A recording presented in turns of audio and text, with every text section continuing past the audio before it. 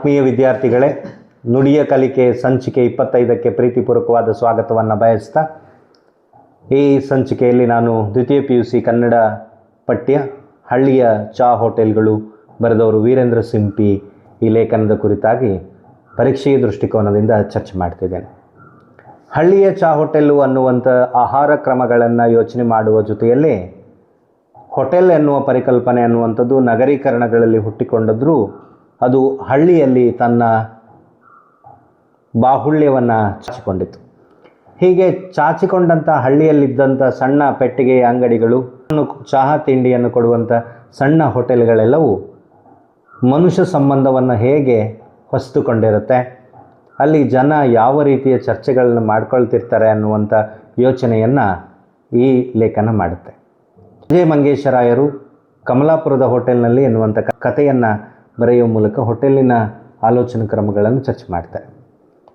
ಆ ನಂತರದಲ್ಲಿ ಯೋಚನೆ ಮಾಡುವಂಥ ಹಳ್ಳಿಯ ಹೋಟೆಲ್ಗಳಲ್ಲಿ ಯಾವ ರೀತಿಯಾದಂಥ ಪರಿಸರ ಇರುತ್ತೆ ಅನ್ನುವಂಥದ್ದನ್ನು ಯೋಚನೆ ಮಾಡುವಂಥ ಪ್ರಮುಖ ಒಂದು ಲೇಖನ ವೀರೇಂದ್ರ ಸಿಂಪಿಯವರದ್ದಾಗಿದ್ದು, ಲೇಖನವನ್ನು ಚರ್ಚೆ ಮಾಡುವ ಯೋಚನೆ ಮಾಡುವುದಾದರೆ, ನಗರದ ಹೋಟೆಲ್ಗಳು ಅನ್ನುವಂಥದ್ದು ಒಂದು ಐಷಾರಾಮಿಯಾದಂಥ ಭಾಗವನ್ನು ಹೊಂದಿರುತ್ತೆ. ಅಲ್ಲಿರುವ ಹೋಟೆಲಿನ ರಚನೆ ಆಗಿರ್ಬೋದು, ಪಾರ್ಕಿಂಗ್ ವ್ಯವಸ್ಥೆ ಆಗಿರ್ಬೋದು, ಮೇಜು ಕುರ್ಚಿಗಳಾಗಿರ್ಬೋದು, ಮೆನು ಆಗಿರ್ಬೋದು, ಅಲ್ಲಿಗೆ ತಂದುಕೊಡುವ ವ್ಯಕ್ತಿ, ಅವನು ಹಾಕೊಂಡಿರುವಂಥ ಬಟ್ಟೆ, ಅದಕ್ಕಿರುವ ಬೆಲೆ ಇತ್ಯಾದಿಗಳನ್ನು ಗಮನಿಸಿಕೊಂಡಾಗ ಅದೊಂದು ಐಷಾರಾಮಿ ಬದುಕಿನ ಯೋಚನೆ ಒಳಗಿರುವಂಥ ಹೋಟೆಲ್ಗಳು ಎಂಬುದಾಗಿ ಹೇಳಲಾಗುತ್ತೆ. ಆದರೆ ಅದರಿಂದ ವಿರುದ್ಧವಾಗಿರುವಂಥ ಹಳ್ಳಿಯ ಹೋಟೆಲ್ಗಳು ಕೇವಲ ಒಂದು ಟೆಂಟ್ಗಳ ಹಾಗೆ, ಅಥವಾ 4 ಕಂಬ ಇರುವಂಥದ್ದು, ಒಂದು ಮುರಿದೋದ ಕುರ್ಚಿ ಇರುವಂಥದ್ದು, ಬೆಂಚ್ಗಳಿರುವಂಥದ್ದು, ಒಬ್ಬನೇ ವ್ಯಕ್ತಿ ಎಲ್ಲವನ್ನು ರೂಪಿಸಿಕೊಂಡು ಮಾರಾಟ ಮಾಡುವಂಥ ಕೆಲಸಗಳು ಹಳ್ಳಿಯಲ್ಲಿ ನಡೀತಿರುತ್ತೆ. ಇಂಥ ಹಳ್ಳಿಯ ಹೋಟೆಲ್ನಲ್ಲಿ ಕುಡಿಯಬಹುದಾದ ಚಹಾ ತಿಂಡಿ ಇವುಗಳು ಆ ಹಳ್ಳಿಯ ಜನರಿಗೆ ಆಪ್ತವಾಗಿರುತ್ತೆ ಅನ್ನೋದನ್ನು ಲೇಖನ ಚರ್ಚೆ ಮಾಡುತ್ತೆ. ಅವರು ಹೇಳುವಂಥದ್ದು, ಹಳ್ಳಿಯ ಚಹಾ ಹೋಟೆಲ್ನಲ್ಲಿ ಚಹಾವನ್ನು ಕುಡಿದವನು ಇದ್ದೇ ಇರ್ತಾನೆ, ಅದೊಂದು ಅಮೃತದ ರೀತಿಯಲ್ಲಿರುತ್ತೆ ಅಂತ ಹೇಳಿ ಯೋಚನೆ ಮಾಡುವ ಜೊತೆಯಲ್ಲೇ ಆ ಲೇಖಕರು ಹಳ್ಳಿಯ ಹೋಟೆಲ್ನ ವಿವರಣೆಯನ್ನು ಹೇಳ್ತಾರೆ.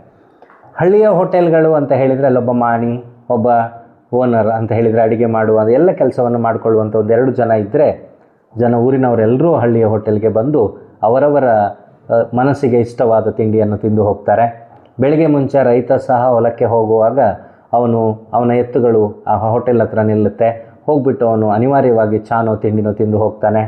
ಆ ನಂತರದಲ್ಲಿ ಮನೆಯಲ್ಲಿ ಕೆಲವರು ಎದ್ದ ತಕ್ಷಣ ಮುಖಕ್ಕೆ ನೀರು ಹಾಕಿಕೊಂಡು ಸೀದಾ ಹೋಟೆಲ್ಗೆ ಬರ್ತಾರೆ. ಇನ್ನು ಕೆಲವರು ಎದ್ದವರು ಸೀದಾ ಹೋಟೆಲ್ಗೆ ಬಂದು ಮುಖಕ್ಕೆ ನೀರು ಹಾಕಿ ಅಲ್ಲೇ ಚಹಾ ಕುಡಿತಾರೆ. ಅಂದರೆ ಮನುಷ್ಯನಿಗೆ ಆ ಹೋಟೆಲ್ಗಳ ನಡುವಿನ ಸಂಬಂಧವಿದೆ.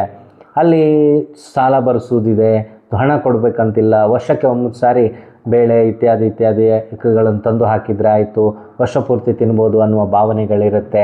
ಹೀಗಾಗಿ ಹಳ್ಳಿಯ ಹೋಟೆಲ್ನಲ್ಲಿ ಎಲ್ಲ ರೀತಿಯ ಜನರುಗಳು ಬರ್ತಾರೆ ಅಂತ ಹೇಳ್ತಾ, ಹಿರಿಯರು, ಒಂದು ವಯಸ್ಸಿನಲ್ಲಿ ಹಿರಿಯರಾದವರು, ಪೆನ್ಷನ್ ಹಣ ಇತ್ಯಾದಿ ಬರುವಂಥ ಹಿರಿಜೀವಗಳೆಲ್ಲ ಮನೆಯಲ್ಲಿ ರೋಗ ಇತ್ಯಾದಿಗಳಿಂದ ಅತ್ತೆ ಅಥವಾ ಸೊಸೆ, ಮಗ ಇತ್ಯಾದಿ, ಅಂದರೆ ಯುವಕರೆಲ್ಲರೂ ಏನು ಮಾಡ್ತಾರೆ, ಇಂಥ ಹಿರಿಯರಿಗೆ ತಿನ್ನಬೇಡಿ, ಆರೋಗ್ಯ ಹಾಳಾಗುತ್ತೆ, BP ಇದೆ, ಶುಗರ್ ಇದೆ ಇತ್ಯಾದಿಗಳನ್ನು ಪಥ್ಯೆಯ ಯೋಚನೆ ಮಾಡುವ ಕೆಲಸವನ್ನು ಮಾಡೋದ್ರಿಂದ ಅವರೆಲ್ಲರೂ ಹೋಟೆಲ್ಗಳಿಗೆ ಬಂದುಬಿಟ್ಟು ಊಟ ಮಾಡುವ ಕೆಲಸವನ್ನು ಮಾಡ್ತಾರೆ.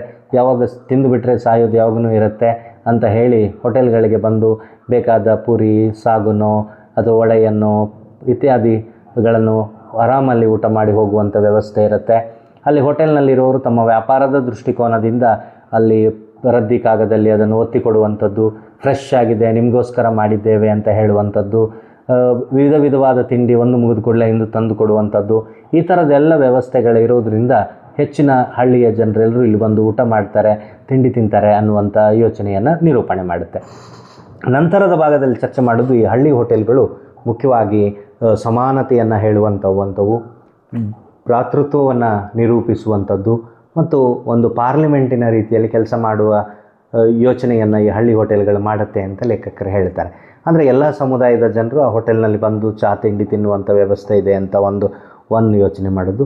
ಎರಡನೇದು, ಅಲ್ಲಿ ಬಹುತೇಕ ಹಳ್ಳಿಯ ಹೋಟೆಲ್ಗಳಲ್ಲಿ ಊರಿನ ಜನ ಎಲ್ಲ ಅಲ್ಲಿ ಕೂತ್ಕೊಂಡು ಊರಿನ ಎಲ್ಲ ಘಟನೆಗಳನ್ನು ಚರ್ಚೆ ಮಾಡ್ತಾರೆ ಅಂತ ಹೇಳುವಾಗ ಅವರು ಅನೇಕ ಘಟನೆಗಳನ್ನು ಸೂಚಿಸ್ತಾರೆ.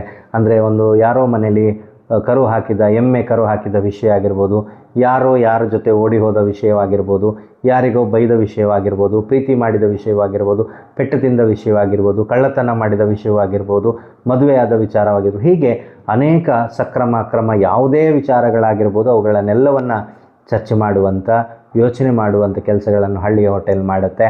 ಹಾಗಾಗಿ ಇಡೀ ಹಳ್ಳಿಯ ಹೋಟೆಲ್ಗಳು ಜೀವಂತವಾಗಿರುವುದೇ ಭಾಷೆ, ಅಲ್ಲಿಯ ಯೋಚನೆ ಕ್ರಮ, ಜನರ ಬದುಕಿನಿಂದಾಗಿ. ಆಹಾರ ಎನ್ನುವುದು ಪ್ರಮುಖವಾದರೂ ಸಹ ಸೇರುವಂಥ ಜನ, ಅವರ ಆಲೋಚನೆ, ಅವರ ಸಂಸ್ಕೃತಿಯಿಂದ ಹಳ್ಳಿಯ ಹೋಟೆಲ್ ತನ್ನದೇ ಆದಂಥ ಅಸ್ಮಿತೆಯನ್ನು ಹೊಂದಿದೆ ಅಂತ ಹೇಳಿ ಈ ಲೇಖನ ಚರ್ಚೆ ಮಾಡುತ್ತೆ.